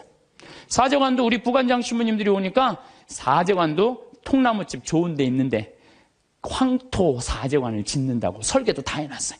수영장도 저 마당에다 수영장도 해놔갖고 오는 분들이 수영도 또 내가 욕심을 피는 거죠. 근데 떨커덕 4년 전에 그런 계획을 했는데 떨커덕 내가 위암이 딱 걸린 거예요. 위암이 걸려 수술하러 들어가려고 이렇게 생각을 하니까 내가 만약에 죽는다면 성당이 뭐가 필요해? 황토 성당에. 사제관이 뭐가 필요해? 나 죽으면 내 후임자만 좋지. 네. 그렇지 않아요? 예. 수영장이 뭐가 필요해? 그래서 저는 암 걸리기 전에는 7일 중에 9일을 일을 했어요. 7일 중에 9일을. 예. 무슨 얘기냐면은 아침에도 강의를 하고 밤에도 강의하고 어떤 날은 서울에서 오전에 강의하고 밤에 부산에서 강의하고 막 이랬어요. 미국 강의도 만약에 7월 15일부터 18일까지 미국 강의다. 그럼 15일 날 아침에 도착해하고 18일 강의 끝나고 한국에도 와서 또 강의하고 이렇게 살았어요. 죽을 둥 살 둥 살은 거죠. 나 죽으면 무슨 소용이 있어? 나 죽으면 여러분들 어떻게 할 것 같아? 아유, 그 아까운 신부 죽었네? 그리고 끝이야. 그걸로 끝이에요. 아까운 신부 죽었네? 그리고. 근데 우리 신부들은, 아유, 그놈의 새끼 죽을 둥 살 둥 하더니 지금 아까운 애 죽었네? 그걸로 끝이에요. 나 죽으면 누구만 가슴에, 우리 어머니, 아버지. 그냥 가슴에 묻고 살 거 아니에요. 그래서 내가 수술하러 들어가면서 우리 직원들한테 뭐라고 그랬냐면, 나 수술하고 나오면 아무것도 안 한다. 성당 안 짓는다. 사정관 안 짓는다. 수영장 안 한다. 이제 건강을 갖고 나왔단 말이야. 성당 안 짓고 이 황토 이것도 제가 흙으로 다 바른 거예요. 황토 15cm. 괜찮더라고요. 그리고 1년에 300명, 400명 오는 경우 1년에 두세 번이야. 그걸 욕심을 낸다고 그냥 30억, 40억짜리 또 공사를.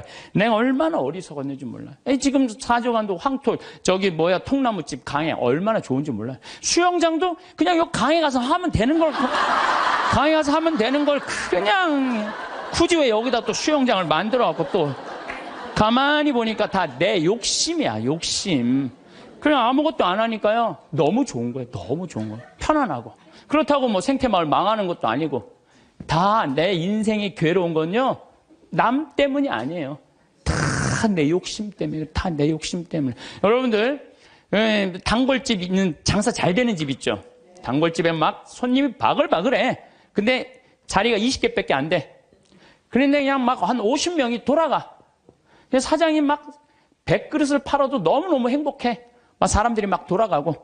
그런데 요 100그릇에 만족하지 않고 돌아가는 사람이 아까운 거야.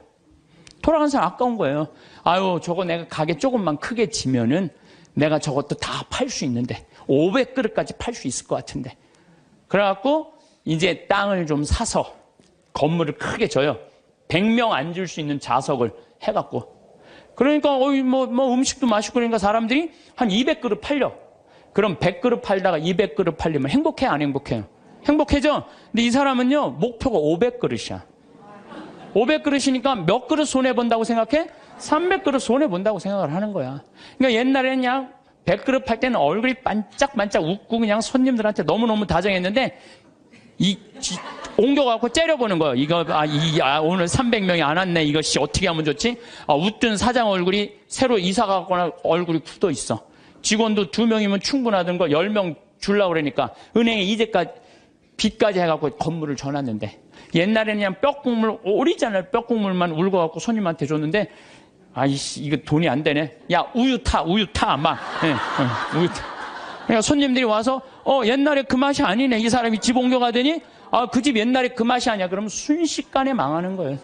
그래서 다 욕심 때문에 망하는 거. 욕심 때문에. 여러분들 집도 마찬가지야. 25평 살 때 행복했어. 근데 50평짜리 친구 집에 아파트를 가보니까 우리 집 25평이 그 집 화장실에 들어가게 생겼어. 그래갖고 내가 은행 이자도 좀 하고 좀 무리를 해서 내가 50평을 사야지. 50평을 샀어. 여러분도 50평 사면은요 상황이 달라져. 25평일 때는 25인치로 충분해. 근데 50평짜리를 가지고 25인치 테레비를 갖고 가면요 요만해. 네. 그럼 어떻게 해야 돼? 50cm로 사야 돼. 네? 냉장고도 2도어 하던 걸 6도어로 해야 돼. 네. 50평에서 티코 타고 나오기 창피해. 그랜저는 사야 돼.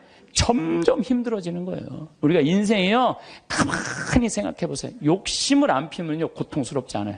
근데 뭐 때문에 고통스러워? 욕심 때문에 고통스러워. 성당도 마찬가지야. 성당도 가만히 보면은요 성당도 내가 이렇게 이제 우리 젊은 신부님들 이렇게 새로 성당 지을 때 이렇게 가서 보면요 교우들 한 2,500명, 3,000명이면요 그 교우들 죽어라 모아야 30억 모아요. 그런데 설계를 한 걸 보면 50억짜리, 100억짜리 해놓은 성당 많아요. 그러면 50억, 100억짜리 해놓으면은 50억이 들어간다 그러면 교우들이 50억을 우리가 어떻게 내지? 나 돈도 없는데. 또 못 내는 교우들은 미안해서 성당 못 나오고. 이 성당 짓는 데는데 교우가 늘어나야 되는데 줄어드네? 이거 시모님이 반짝반짝 웃다가 어떻게 되는 거야? 인상을 쓰는 거죠. 응? 하느님 집 짓는 데는데 왜 돈을 안 내냐? 맨날 욕하고. 그 다 욕심 때문에 죄를 짓는 거예요. 욕심 때문에. 욕심을 안 피면요, 우리가 정말로 행복해요. 얼마나 좀 대한민국 살기 좋아요. 제가 얘기하잖아요. 여기 우리 생태마을 와서 일하면은 한 달에 180만 원 준다고. 고등학교 3학년 애들 60 넘은 사람은 안 써요. 우리도.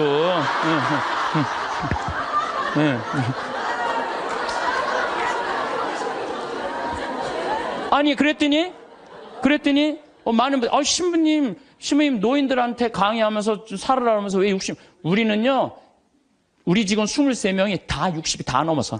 그래서 우리도 세대 교체가 필요해. 그래서 지금 최고 나이 많은 직원 70에 70. 근데 우리는 안 내보내요. 74인가? 최고 나이 많은 직원. 우리는 안 내보내요. 일을 할 수 있을 때까지 우리는 안 내보내는 게 기본 목적이에요. 근데 젊은 애들 이제 들어와야 된다. 그래서 고등학교 3학년 애들 180만 원 준다니까, 3달. 실습 3달. 그걸 지나면, 그러면 한 달에 200만 원 먹여주고 재워주고. 얼마나 좋아요. 그런데 여기를 안 오는 거예요. 여기를. 왜? 내 자식만은 연봉 3천, 4천만 원 되는데 보내고 싶다는 거예요. 여러분들, 미국 사람들이요, 얼마 버는 사람이 제일 행복한 줄 알아요? 4만 달러 버는 사람들이 제일 행복하대요. 연봉. 그래서 4만 달러면 얼마냐면 우리나라 4천만 원, 4천만 원. 4천만 원이면요, 우리나라에서 300만 원 정도 버는 사람이요, 미국에서 제일 행복하대요. 근데 우리나라 사람은 어떤 줄 알아요? 500만 원을 한 달에 벌어도 자기네들은 저소득자라고 생각을 하는 거예요. 500만 원을 벌어도. 대한민국 사람들이 지금 얼마나 욕심이 많은지 몰라요. 욕심. 진짜 욕심. 한 달에 300만 원만 벌으면 먹고 살만해요. 막말로. 그렇지 않아요? 한 달에 300만 먹고 살만하지 않아요? 뭐가 문제? 애 학원만 안 보내면은 충분하지. 근데 그냥 애 학원 보내야 되고 좋은 대학 보내야 되고 이렇게 무리를 하니까 힘든 거지, 그러지 않으면요 충분히 행복하다는 거예요. 그러니까 자식들한테 욕심도 우리가 참, 우리나라 사람들 욕심이 많은 거. 이거 어떤 그 명왕성이랑 영화 찍은 감독 얘기 아니에요. 전교 2등 하는 여자아이가 있었대요. 전교 2등. 전교 2등이면 공부 정말로 잘하는 거예요. 나는 전교 610명 중에 597등 했어. 597등. 응. 전교 2등이 뭐야? 난 전교 100등 안에만 들어도 원도 한도 없겠어. 근데 2등 하는 애한테 엄마가 맨날 그러는 거야. 조금만 더 하면 잘할 수 있을 텐데 왜 1등을 못 해오냐 이거야. 얘는 근데 죽을 만큼 해도 그 1등을 못 따라가는 거야. 죽을 만큼 해도 1등을 못 따라. 얘는 얼마나 힘들겠어. 근데 한번 1등 하는 애가 뭐 몸이 아팠는지 어땠는지 시험을 잘못 봐갖고 얘가 전교 1등을 한 거야.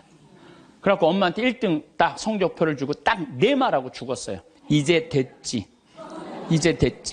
엄마 욕심 채웠으니까 이제 됐지 하고 아파트에서 때려서 죽은 거예요. 이렇게 지금 우리가 자녀들을, 우리들 욕심 때문에 수도 없는 아이들이 죽어나가고 있어, 영원히. 수도 없는. 아니, 머리가 안 돌아가는 애한테 공부하라 그러면 돼요. 머리가 안 돌아가는 애한테 뭐라, 이래라 그래야지. 공부하라 그러면 돼요. 그래서 제가 항상 하는 얘기가 그 얘기예요. 포크레인 가르치라, 이거 포크레인. 트랙터, 용접 기술이요. 정말 좋은 거예요. 그런 것들이 시간 가는지 몰라요. 일 열심히 하고 그러면 사는 게 재밌거든요. 욕심 때문에 우리가 고통을 겪는 경우가 너무 많아. 여기 계신 여러분들, 혹시 빚 있는 분들 걱정하지 말아라. 빚도 갚다 못 갚으면 죽으면 되지 뭐 걱정이야. 그걸 뭐 걱정하고 그래. 갚다 못 갚으면 죽으면 되지. 내가 자살하라는 게 아니에요. 여러분들 지금 빚 걱정한다고 갚아져요? 갚아지는 게 아니잖아요. 근데 그냥 빚에 눌려서 사는 기쁨이 하나도 없어. 근데 미국 사람들은요, 30살에 은행에다 대출해갖고 집을 사요. 평생 갚아요. 평생. 그러니까 빚 갚는 건 갚는 거고 사는 건 사는 거야. 여러분들 아파트를 샀어. 그러면은 10년 갚을 거 20년에 갚으면 되잖아. 나눠서 갚으면 되잖아. 그참 아무것도 안 쓰고 죽을 둥 살둥 10년 갚았어. 그래갖고 이제 좀 숨통 좀 쉬려고 그러는데 30평짜리 아파트에서 이제 했는데 갑자기 50평짜리 아파트를 또 사고 싶은 거야. 그럼 또 대출 받아갖고 50평 죽을 평생 그냥 돈 한 푼도 못 쓰고 집만 늙히다가 죽는 사람들 많아요. 그런 사람들 많아요. 뭐하러 살아? 조금 빚을 천천히 갚고 때가 되면 갚아지는 거니까. 그 뭐 여행도 다니고 먹고 싶은 것도 먹고 그러고 살아야지 사는 게 즐거운 거 아니에요. 그러니까 너무 안달하면서 살지 말라는 거예요. 너무 욕심 피다가 한 푼도 못 쓰고 죽는 사람들 많아요. 여러분들 요즘 동양증권 뭐 또 사고 났죠? 내가 부산저축은행 때도 강의 때 얘기했어요. 나라 경제가 3%면은 우리나라 경제 성장률이 3%예요. 그러면은 이자 3% 이상 주는 은행은 없어요. 나라 경제 성장률이 7%면은 이자 7% 줄 수 있어요. 근데 우리나라는 지금 10년 이상 지금 3%에서 왔다 갔다 해요. 그러면 어떤 은행에다가 넣어도 3% 이상 주는 은행은 없어요. 만약에 이 은행이 10% 준다? 그럼 이 은행은 문제가 있는 은행이에요. 근데 동양증권이 10% 준다고 그런 거예요. 10%. 그러니까 내가 평생 3억을 모아뒀어. 3억을 모아뒀는데 3% 주면은 얼마야? 한 달에 많이 받아 100만 원 받는 거예요. 근데 10%면은 3억이면 얼마냐면은 그래도 한 달에 거의 한 300만 원 받는 거야. 그러니까 이 100만 원하고 300만 원하고 어떨 것 같아요? 여러분들 어느 걸 선택할 것 같아요? 300만 원 선택할 거 아니야. 그래서 동양증권에 맡기는 그래 2조 원이 다 날아가는 거 아니에요. 2조 원이. 욕심 때문에 인생이 괴로운 거예요. 그럼 이분은 3억 모으느냐고 평생 먹고 싶은 거 쓰고 싶은 거 안 하고 3억을 60에 딱 모았어. 이번에 25%, 65세 이상 25%가 여기 동양증권에 돈 날린 분이 25%가 65세 이상이래요. 예. 그러니까 이분들 이제 3억을 모아갖고 어떻게 동양증권에 맡기면 한 달에 300만 원 나오니까 생활비 된다고 하고 맡긴 거야. 그러면 평생 한 푼도 못 쓰고 3억 날라가니까 남은 인생도 한 푼도 못 쓰고 죽는 거예요. 그러니까 하나도 못 쓰고 죽는 사람들이 많아요. 그래서 제가 항상 하는 얘기가 그래요. 내 신조는 뭐냐? 그 달에 번 건 그 달에 다 쓰자. 이게 내 신조. 그 달에 번 건 그 달에 다 쓰자. 이게 엉뚱하게 들릴지 모르지만요. 지난번 2008년 리먼 브라더스 미국 경제 위기 왔을 때요. 우리나라 이민자들은요. 돈 다 모아 집 샀어. 집값 다 반쪽 났어요. 근데 멕시코 애들은요. 주급을 받아요. 미국 애들은. 금요일 날 받으면 토요일 날 일요일 날 다 모여서 먹고 쓰는 거야. 그리고 또 월요일부터 죽으라고 일하고 금요일 날 또 다 뭐. 그래갖고 내가 그때 강의 갔을 때 그분들이 저 사람들이 인생 제대로 사는 거라고. 우린 평생 살면서 고생만 했지 마음 놓고 먹어본 적이 없는데 쟤네들은 토요일 날 일요일만 되면 모여갖고 먹고 그냥 쟤네들은 날라갈 것도 없으니까 얼마나 속 편냐 이거예요. 날라갈 것도 없으니까. 속쓰리는 그냥 한국 사람들만 그냥 집 다 사돈 한국 사람들은 속쓰리는 거예요. 그러니까 여러분들 써라. 쓰고 열심히 벌면 된다. 쓰고 물론 저축도 하긴 해야 되지만은 돈 아까워갖고 한 푼도 못 쓰는 사람들 이런 사람들 참 많아요. 그래서 우리가 좀 지혜로워야 돼. 욕심이 얼마 전에 무슨 여행사에서 200만 원을 주면 2억을 준다고 그랬는데 돈이 얼마나 많이 모이는지 모른다고 지금 경찰에서 지금 조사 들어갔잖아요. 여러분들 그게 지금 가능한 얘기예요? 200만 원을 줬는데 2억을 벌리게 해준다는 게 가능해요? 근데 그 수많은 사람들이 그 돈을 넣는 게 뭐야? 다 이놈의 욕심 때문에 죄를 짓는 거야. 욕심 때문에. 그러니까 여러분들은 누가 5% 줄 테니까 돈 맡겨. 믿지 마세요. 3%만 맡기세요. 3%만. 그래갖고 괜히 소중하게 모은 돈 하루아침에 날리지 마시고 차라리 그 날리는 대신 쓰는 게 더 나아. 먹고 돌아다니면 억울하지는 않잖아. 한 푼도 안 쓰고 그냥 그대로 날아가면요. 그때 땅을 치고 통곡하지 마시고 신부 말을 좀 들으세요.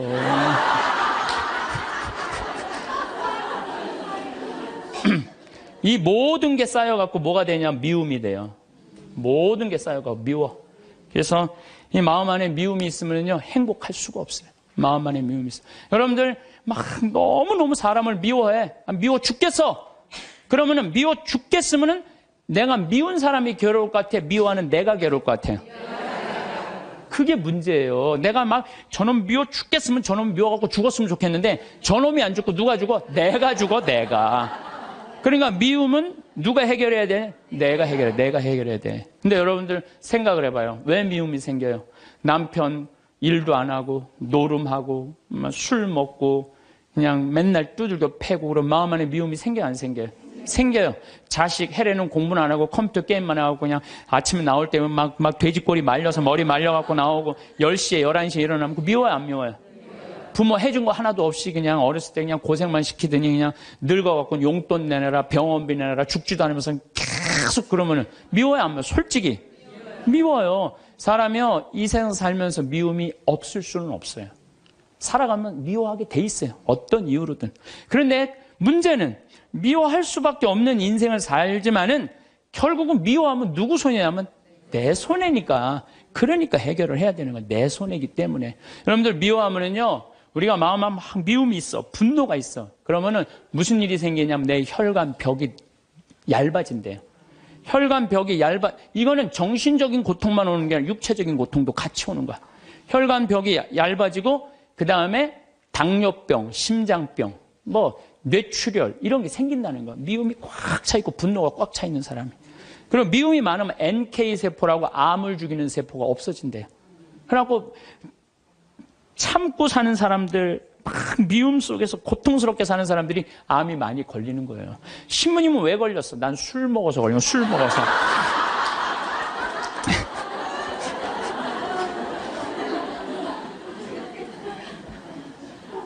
미운 사람이 막 신경이 쓰여. 그 사람 때문에 분노가 일어나.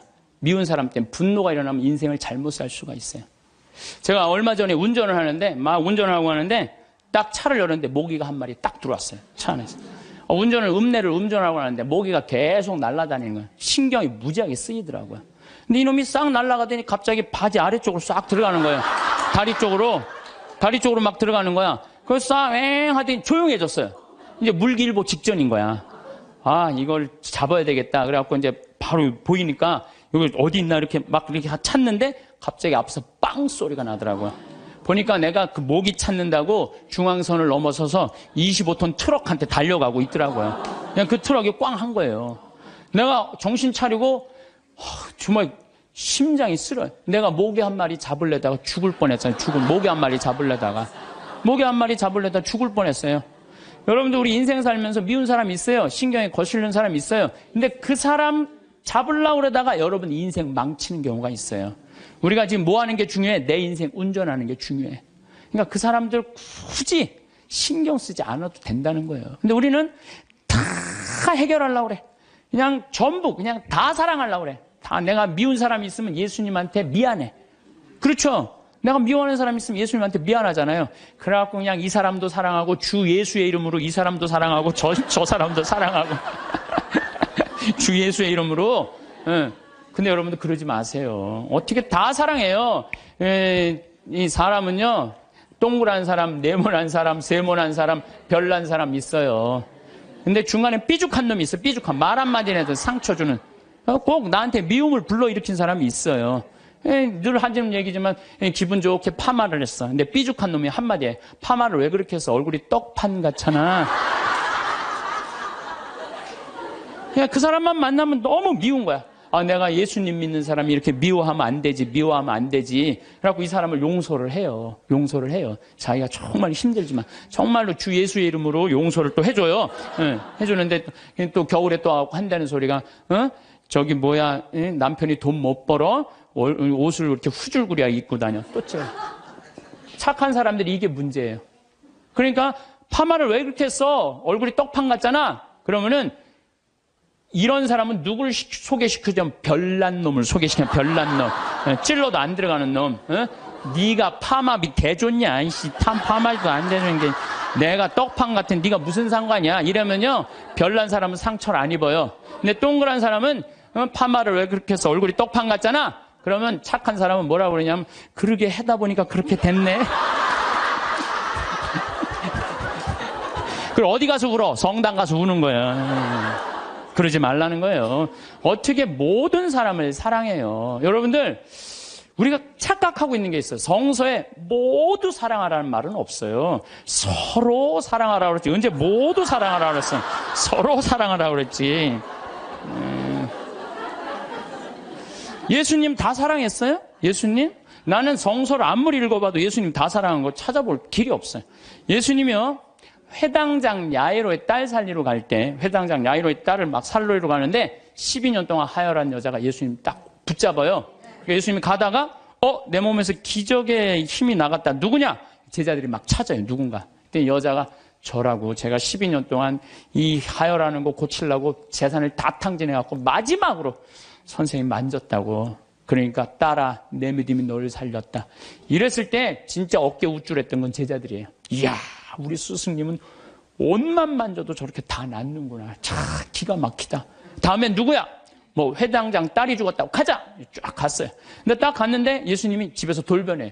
회당장 집에 들어가고 엄마 아빠 들어오라고 그러고 12명 중에 딱 3명만 불러. 베드로, 야고보, 요한 셋만 들어와. 딱 셋만 데리고 들어가요.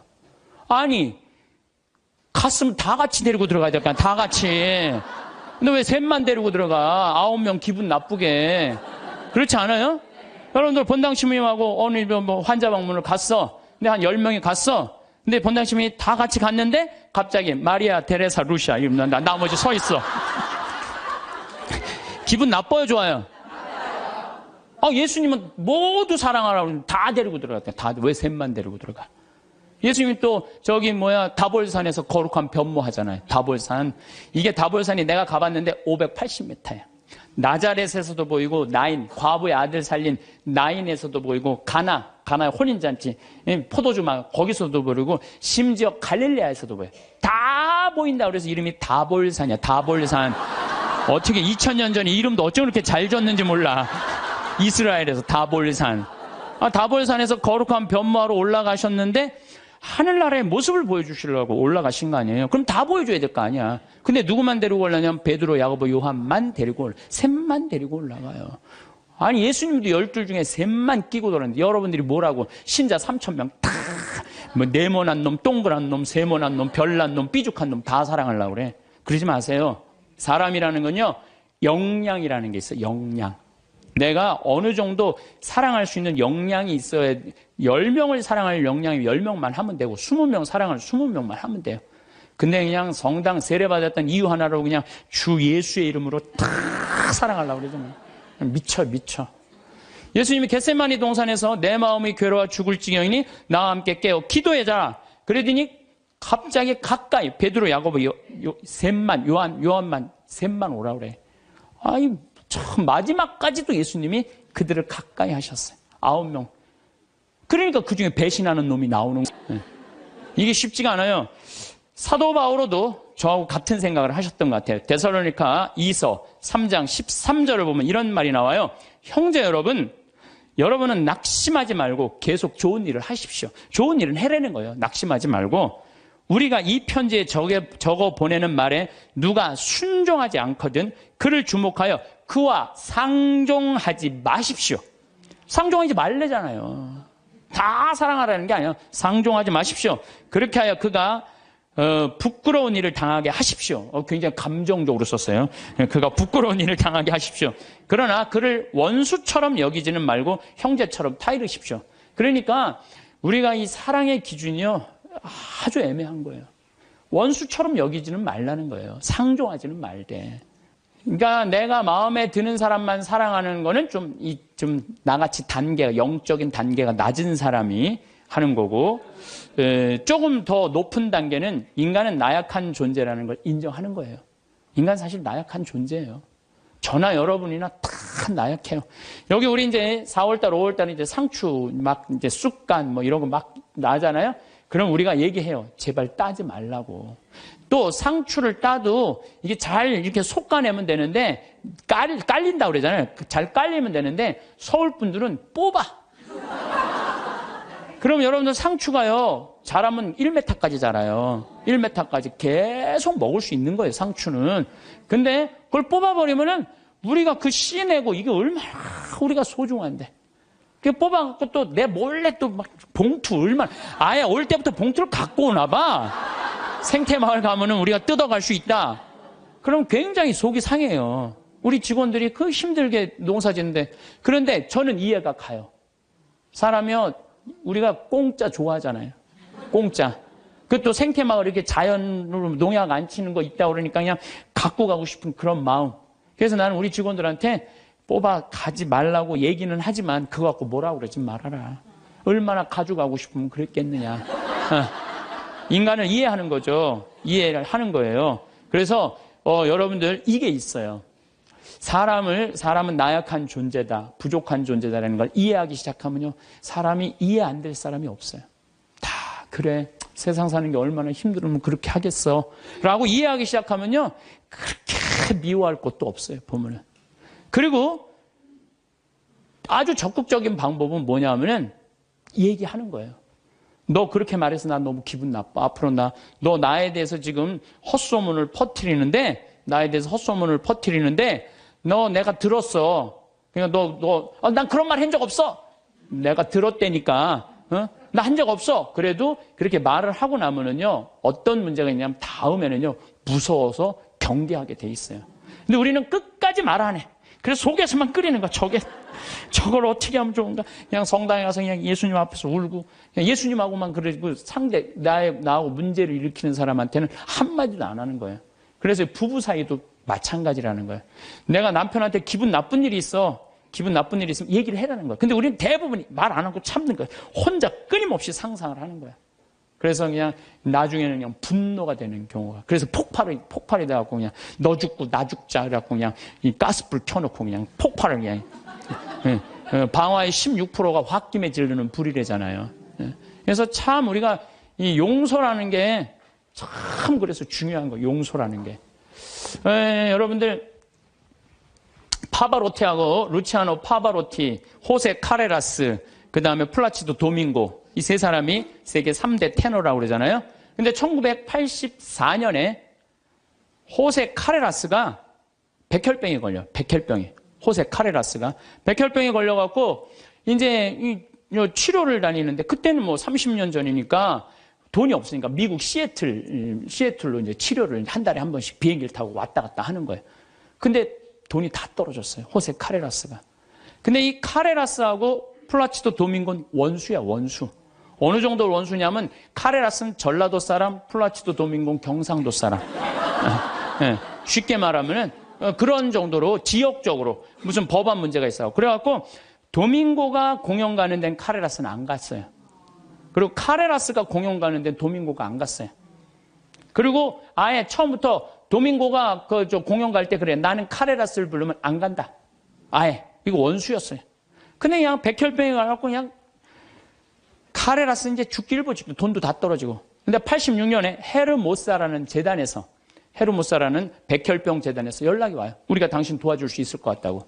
그러니까 호세 카레라스는 너무 신나는 거죠. 이제 내가 유명하니까 이런 데서 날 다 도와주는구나. 그래서 그 헤르모사라는 재단의 도움을 받아갖고 병이 다 나요. 병이 다 나갖고 이제 카레라스가 너무 또 유명해지는. 나도 이제 87년에 카레라스가 백혈병을 극복하고 이 훌륭한 성악가다. 그래서 그전에는 카레라스를 몰랐는데, 뭐 CD를 사서 들어보니까 목소리 너무너무 곱더라고. 이 사람이 10%의 생존율밖에 안 되는데 이걸 극복하고 이 아름다운 노래를. 나한테 CD를 많이 샀죠. 그래갖고 아마 그때 엄청나게 돈을 벌었나 봐요, 카레라스가. 돈을 많이 벌으니까 이제 헤르모사라는 재단한테 내가 이제 당신들을 도와줄 수 있을 것 같다. 그래갖고 연락을 해갖고 정관을 보내달라고 그랬더니 정관에 딱 창립자가 누구냐면 플라치도 도밍고야.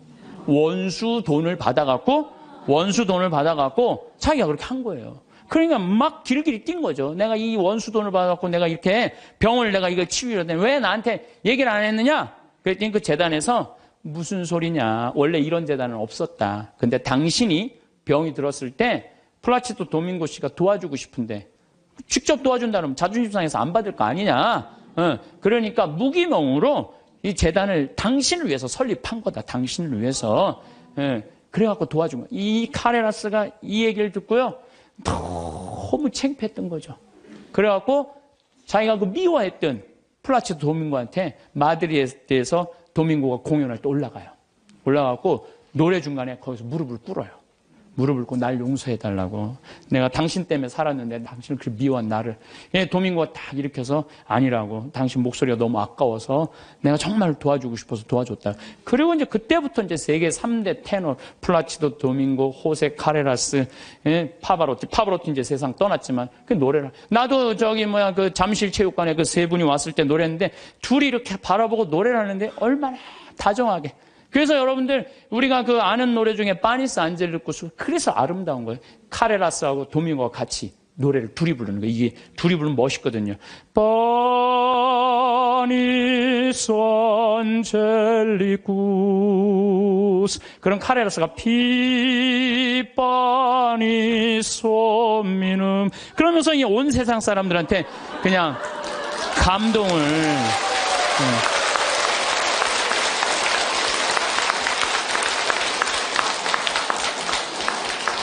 그래서 여러분들, 우리가요, 용서할 때 행복한 거예요.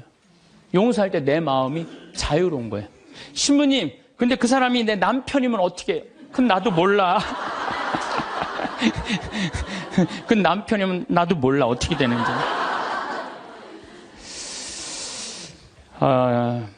저는 우리 인간이 살아가면서 이게 굉장히 참 중요한 것 같아요. 인생을 살면서 일이 없어. 게을러. 그럼 죄를 지을 수밖에 없어요. 일이 많은 사람은요, 딴 생각을 안 해. 일이 많은 사람은. 그래서 여러분들도 인생의 계획을 세우셔야 돼. 난 앞으로 5년 후에 뭘 할 거다, 10년 후에 뭘 할 거다, 20년 후에 뭘 할 거다, 30년 후에 뭘 할 거다. 그래서 일을 하는 사람은 죄를 안 져요. 그 다음에 시기, 남 칭찬해줘라. 옆에 사람들 잘 되면 얼마나 좋아요. 칭찬해주고. 사촌이 땅을 사면 축하해 줍시다. 예? 우리 다 같이 잘 살아야지. 다 같이. 예. 그러고 난 다음에 판단을 해도 부정적인 판단을 해야 돼? 긍정적인 판단을 해야 돼? 항상 좋은 쪽으로 생각을 하세요. 예수님이 그러잖아요. 심판하지 말아라. 심판은 오로지 한 분만이 할 수 있다. 하나님만이 할 수 있다. 저는 사실은 요즘 전 개인적으로 이런 생각이 많이 들어요. 막 우리 교회에 안 나오면은 구원받을 수 없다. 이러잖아요. 구원은 누구한테 유보된 거예요? 하나님한테 유보된 거예요. 구원은 누구만 결정할 수 있는 거예요? 하나님만이. 근데 우리가 저 사람 구원받는다, 이 사람 구원 못 받는다. 이거는요, 인간이요, 도를 넘어서는 거예요. 오로지 심판하실 수 있는 분은 누구 한 분이다? 하나님 한 분밖에 없다. 그러니까 우리는 우리는 예할 건 예하고 아니오할 건 아니오만 해야지, 쟤는 저 지옥 갈 거야, 쟤는 연옥 갈 거야, 저 사람은 천당 갈 거야. 그건 아무도 몰라요. 아무도 몰라요. 그래서 가끔 우리 천주교는 요즘 제가 어떤 생각이 드느냐면, 우리 천주교는 굉장히 요즘 넓어요. 그래서 교회 밖에도 구원이 있다고 그래요. 근데 난 전적으로 동의해요. 교회 밖에도 구원이 있어요. 여러분들, 우리 조상님들은 세례 받았어요, 안 받았어요? 500년 전, 1000년 전 조상님들은 세례 못 받았잖아요. 그럼 다 지옥 가 있어요? 아니죠. 그럼 천당 가 있어요? 모르죠. 모르잖아요. 그러니까 누구한테 유보시켜줘야 돼? 하나님께 유보시켜줘야 돼요. 아니, 세례를 안 받아서도 착하게 양심적으로 자연의 순리 따라 살아간 분은 하나님 뜻대로 산 사람들이라고 우리가 생각해줘야 되는 거예요. 그러니까 판단하지 말라는 거예요. 판단하지 마. 그 다음에 욕심 피지 말고. 1 더하기 1은 2예요. 근데 한 걸음 한 걸음 가지 한 번에 10걸음 가려고 그러면은 떨어지든지 넘어지든지 까지든지 해요. 그러니까 한 걸음 한 걸음 가는 인생, 이게 겸손이에요. 겸손이에요. 저도 수없는 경험을 통해서 나도 욕심 많이 폈었죠. 돈에 대한 욕심, 일에 대한 욕심. 그 펴본 결론, 아니다. 오늘 하루가 제일 중요하다. 하루하루가. 그래서 여러분들 그렇게만 살면요, 남의 재물 탐내지 않는 사람이요, 제일 행복한 사람이에요. 내가 어제도 이런 얘기를 했어요. 굉장히 아주 요즘 뜨는 배우 엄마야. 그랬더니 어떤 사람이 와서 요즘 뜨니까 돈 좀 5천만 원 내라고. 그 남의 재물 탐내는 거예요. 그렇지 않아요? 부자들한테 가갖고 당신 돈 좀 내놓으라고. 그게 남의 재물 탐내는 거예요. 내고 싶을 때 내는 거지, 내가 내랜다고 부자라는 이유 하나로 어디 가서 돈 내놓으라고. 그거 강도지지, 강도지. 그래서 나는 우리 교우들이 3억을 도와준 거는 내고 싶은 사람들이 낸 거예요. 내가 강제로 내라고 해서 한 사람도 없어요. 딱 2명. 우리 어머니하고 형한테만 강제로 내라고 그러고. 욕심 피지 말고 마음 안에 미움이 있으면 평화가 없다. 이 얘기는 제가 다음 시간에 이어서 왜 마음에 평화가 없는지에 대한 이야기를 하도록 하겠습니다. 성부와 성자와 성령의 이름으로 아멘. 영광이 성부와 성자와 성령께 성부와 성자와 성령의 이름으로 아멘. 네, 감사합니다. 황창현 신부님의 행복 특강 죄에 이르는 길 3부에서는 시기심과 욕심으로 인해 마음이 괴롭다 하셨어요. 마음이 편해지는 명언 공유드립니다. 에크하르트 톨레. 현재의 순간에 집중하라. 지금 이 순간이 가장 중요한 시간이다. 달라이 라마.